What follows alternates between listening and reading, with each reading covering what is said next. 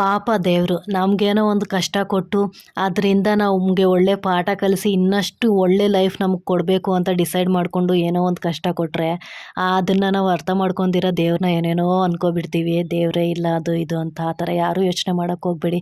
ಒಂದು ಕಷ್ಟ ಕೊಡ್ತಿದ್ದಾನೆ ಅಂದರೆ ಅದಕ್ಕಿಂತ ಜಾಸ್ತಿ ಸುಖನೇ ಕೊಡ್ತಾನೆ. ಸೊ ದೇವರಲ್ಲಿ ನಂಬಿಕೆ ಇಟ್ಟು ಯಾವುದೇ ಕಷ್ಟ ಬಂದಾಗ ದೇವ್ರನ್ನ ಏನು ಅನ್ಕೊಂದಿರ ಎಷ್ಟು ಸುಖದಲ್ಲಿದ್ದಾಗ ಎಷ್ಟು ಪ್ರೀತಿ ಮಾಡ್ತಿರೋ ದೇವ್ರನ್ನ ಕಷ್ಟ ಬಂದಾಗೂ ಅಷ್ಟೇ ಪ್ರೀತಿ ಮಾಡಿ.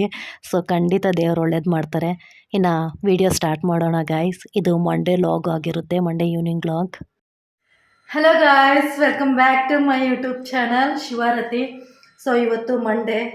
ಸೊ ಅಟ್ಲೀಸ್ಟ್ ಮನೆಯಲ್ಲಿದ್ದಾಗಾದರೂ ಮಂಡೇ ಟೆಂಪಲ್ಗೆ ಹೋಗೋಣ ಅಂದ್ಬಿಟ್ಟು ಇನ್ನು ನಾನು ಸಂಡೇ ಈವ್ನಿಂಗ್ ಹೂವು ತಂದು ಹೂವು ಕಟ್ತಿದ್ದೀನಿ.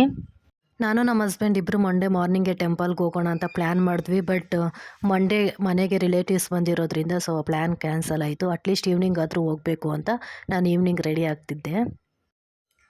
ಸೊ ಆ್ಯಕ್ಚುಲಿ ನಾನು ಶಾರ್ಟ್ಸ್ಗೆ ಅಂತ ಒಂದು ವಿಡಿಯೋ ರೆಕಾರ್ಡ್ ಮಾಡಬೇಕಾಗಿತ್ತು. ಆ ವಿಡಿಯೋಗೋಸ್ಕರ ಈ ಥರ ರೆಡಿಯಾಗಿದ್ದೀನಿ.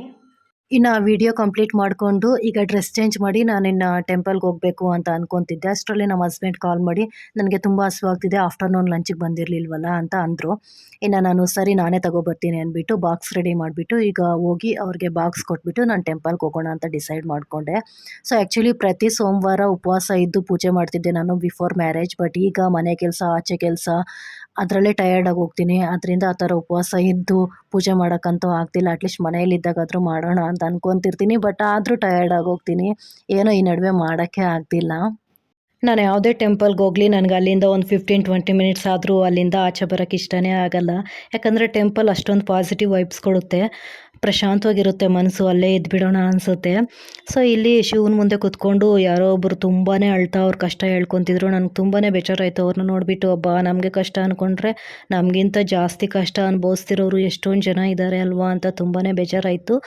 ದೇವ್ರ ಮುಂದೆ ಕೂತಾಗ ಎರಡು ಕಾರಣಕ್ಕೆ ನಮ್ಗೆ ಅಳು ಬರುತ್ತೆ. ಒಂದು ನಮಗೆ ತುಂಬ ಪ್ರಾಬ್ಲಮ್ಸ್ ಇದ್ದಾಗ, ಮತ್ತು ದೇವ್ರ ಜೊತೆ ತುಂಬ ಕನೆಕ್ಟ್ ಆದಾಗ ನಮ್ಗೆ ಆ ಎರಡೂ ಸಿಚುವೇಶನಲ್ಲೂ ಅಳು ಬರುತ್ತೆ. ನನಗೆ ದೇವ್ರ ಕಷ್ಟ ಕೊಟ್ಟಾಗ ಅಳು ಬರಲ್ಲ. ಬಟ್ ಆ ಕಷ್ಟ ಕೊಟ್ಟಾದ್ಮೇಲೆ ಅದನ್ನು ಎದುರ್ಸೋಕ್ಕೆ, ಅದಕ್ಕೊಂದು ಮಾರ್ಗ ತೋರ್ಸೋಕ್ಕೆ ಸ್ವಲ್ಪ ಟೈಮ್ ತೊಗೊಳ್ತಾರೆ ಅಲ್ವಾ, ಆ ಟೈಮಲ್ಲಿ ತುಂಬಾ ಅಳು ಬರುತ್ತೆ. ಬಟ್ ಕಷ್ಟ ಕೊಟ್ಟಾದ್ಮೇಲೆ ಅದನ್ನು ಎದುರ್ಸೋಕ್ಕೆ ದಾರಿನೂ ದೇವರೇ ತೋರಿಸ್ತಾರೆ. ಈ ಥರ ಶಿವನ ಬಗ್ಗೆ ಹೇಳೋದು ತುಂಬಾ ಇದೆ. ನಾನು ಅದು ಅಪ್ಕಮಿಂಗ್ ವೀಡಿಯೋಸಲ್ಲಿ ಹೇಳ್ತೀನಿ. ಸೊ ಅದು ತುಂಬಾ ಹೆಲ್ಪ್ ಆಗುತ್ತೆ, ನಮ್ಮ ಮೈಂಡ್ ಸೆಟ್ ಆಗಿರ್ಬೋದು, ನಮ್ಮ ಲೈಫ್ ಆಗಿರ್ಬೋದು ಚೇಂಜ್ ಮಾಡ್ಕೊಳ್ಳೋಕ್ಕೆ. ಸೊ ಇದು ಇವತ್ತಿನ ವಿಡಿಯೋ ಆಗಿತ್ತು. ವಿಡಿಯೋ ಇಷ್ಟ ಆಗಿದ್ರೆ please to like, share and subscribe to my YouTube channel Shivarathi. ಆ ಶಿವನ ಕೃಪೆ ನಿಮ್ಮೆಲ್ಲರ ಮೇಲೂ ಇರಲಿ ಅಂತ ಶಿವನಲ್ಲಿ ಬೇಡ್ಕೊತ ನಾನು ಈ ವಿಡಿಯೋನ ಇಲ್ಲಿಗೆ ಹೆಂಡ್ ಮಾಡ್ತಿದ್ದೀನಿ. ಸೊ ಅಷ್ಟೇ ಗೈಸ್ ಈ ಒಂದು ವಿಡಿಯೋ. ನೆಕ್ಸ್ಟ್ ವಿಡಿಯೋದಲ್ಲಿ ಸಿಗೋಣ. Until then keep watching my videos. Bye guys, have a nice day. Happy Monday guys. First ಲಾಗೆ ಶಿವಂದು. ನನಗಂತೂ ತುಂಬಾ ಖುಷಿ ಆಗ್ತಿದೆ. Thank you god.